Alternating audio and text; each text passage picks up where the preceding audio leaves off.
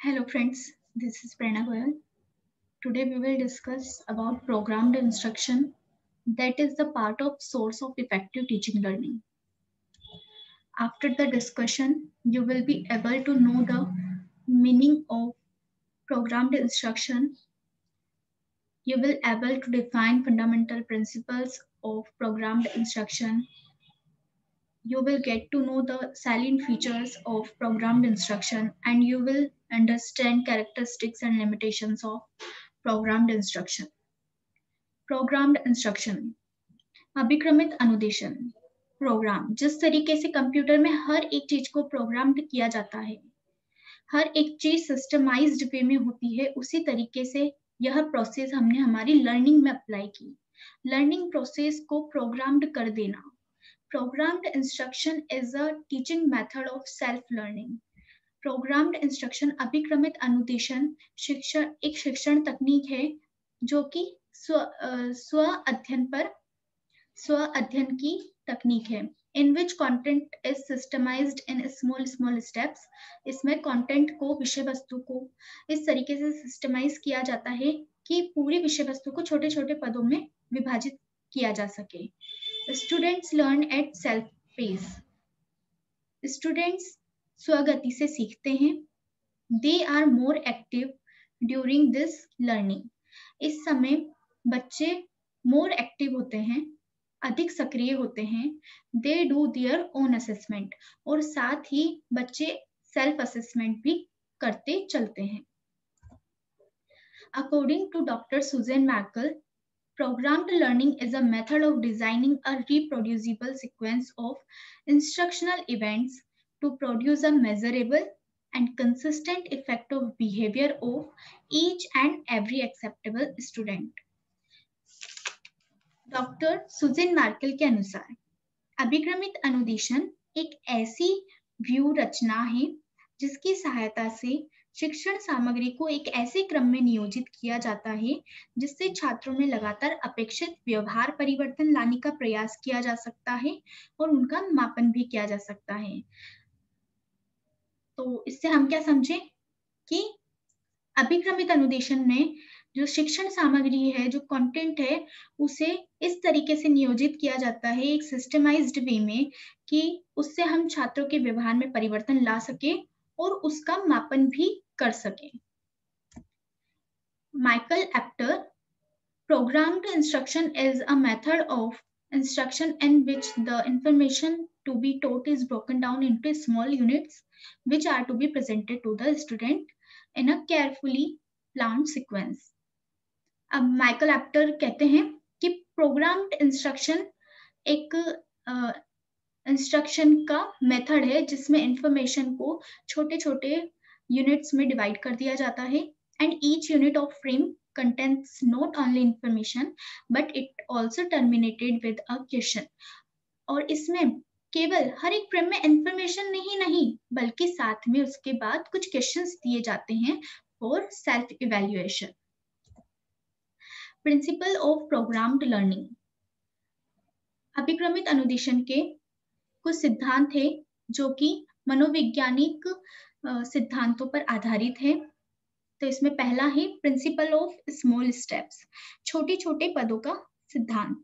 अभिक्रमित अनुदेशन में, अभिक्रमित अधिगम में जो संपूर्ण विषय वस्तु है, जो पूरा कंटेंट है, उसे छोटे छोटे पदों में व्यवस्थित रूप में विभाजित कर दिया जाता है और जो इसमें जो पद का आकार है, जो फ्रेम का जो आकार है, वो ज्यादा बड़ा नहीं होता, उसका आकार छोटा होता है जिससे जो कंटेंट है, इंफॉर्मेशन है, वो बच्चा अच्छे से गेन कर सके और साथ में उसकी लैंग्वेज भी सिंपल होती है सो दैट बच्चा उस पाठ्य वस्तु पर स्वामित्व प्राप्त कर सके। The next is principle of active responding, तत्परता अनुक्रिया का सिद्धांत। अभिक्रमित अनुदेशन में हर एक पद के बाद कुछ क्वेश्चंस दिए जाते हैं और बच्चों को उनका आंसर देना होता है और यह तभी संभव है जब छात्र तत्पर होकर, सक्रिय होकर उस पद को पढ़े और उसके बाद दिए और उसके अनुसार ही उसके अनुसार अनुक्रिया करे। तो इसमें जरूरी है कि बच्चा एक्टिव रहकर उस कंटेंट को पढ़े। और साथ ही यह सिद्धांत अधिगम के करके सीखना, लर्निंग बाय डूइंग सिद्धांत पर भी जोड़ देता है। The third one is principle of immediate confirmation, तत्कालीन जांच का सिद्धांत। जैसे ही बच्चे ने कुछ कंटेंट पढ़ा, कुछ इंफॉर्मेशन ली थ्रू स्मॉल स्टेप्स, उसके जस्ट बाद उसमें कुछ क्वेश्चंस दिए जाते हैं और बच्चा उन क्वेश्चन को अटेम्प्ट करता है और उसके साथ ही वहां पर उसकी आंसर शीट भी दी जाती है। वह आंसर शीट से अपने आंसर मैच करता है, तो इससे उसे हैंड टू हैंड पता चल जाता है कि उसने जो पढ़ा वो उससे इफेक्टिवली गेन हुआ या नहीं। सेल्फ पेसिंग, स्वगति का सिद्धांत। हर एक बच्चे में कुछ इंडिविजुअल डिफरेंसेस होते हैं। हर एक बच्चे की सीखने की गति अलग अलग होती है। प्रोग्राम्ड लर्निंग में जो कंटेंट बच्चों को प्रोवाइड किया जाता है, उसके माध्यम से बच्चे स्वगति से सीख सकते हैं। ऐसे बच्चे जिनकी लर्निंग स्पीड तेज है, वो उसे जल्दी ही कंप्लीट कर सकते हैं, और जिन बच्चों की लर्निंग स्पीड कम है, वो आसानी से उस कंटेंट को पढ़ सकते हैं। तो इसमें इंडिविजुअल डिफरेंसेस का भी ध्यान रखा गया है। The fifth one is principle of self-testing, स्वयं परीक्षण का सिद्धांत। जैसा कि मैंने बताया, हर एक पद के बाद उसमें कुछ क्वेश्चंस दिए जाते हैं और उसके माध्यम से वह सेल्फ टेस्टिंग कर सकता है। कैरेक्टरिस्टिक्स, अभिक्रमित अनुदेशन की कुछ विशेषताएं हैं जो इस प्रकार है।